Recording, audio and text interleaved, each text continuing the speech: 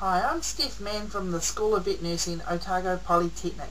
I've made this short film to give you a guided tour around the stable block that I have here at my home.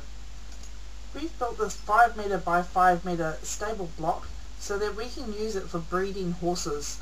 In particular, we keep our mares in here when they're due to foal, while they're foaling and just after they foal, so that we've got somewhere safe and secure to restrain them for vet examination if need be.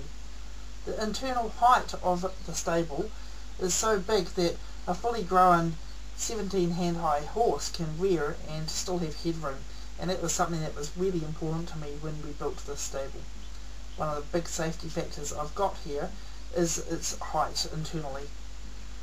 One of the first things that you notice about the stable are the external materials that it's been made out of, and you'll see that it's clad using corrugated iron, and also that there are some clear panels in the roof and the walls of the stable. That's because we don't have any electricity running to the stable, so we rely on either torchlight, spotlights, or just plain on sunlight if it's during the day. You'll see too that there's a full wooden stable door that is great width, nice and safe for big mares and their foals to walk through.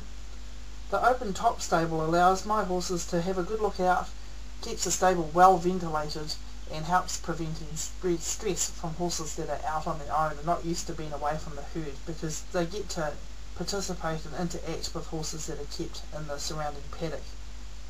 The open top isn't big enough so that the horse can jump out, so the space has been a little bit narrowed from top to bottom. The stable itself is set onto block foundations and has a fully poured concrete floor. This lets me clean up really well and disinfect the box in between mares and foals if there's any sign of disease.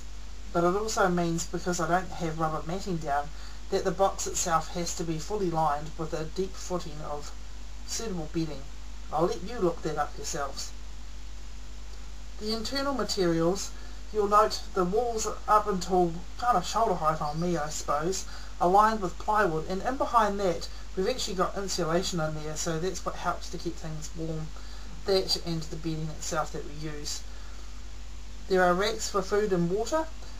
We've got D-shaped buckets with brackets that fit over the little racks here, and I self-fill all the buckets of water that are put into the stable so that I can monitor how much water is being drunk by the mare leading up to and just after foaling, and that's really important for mares that are just lactating.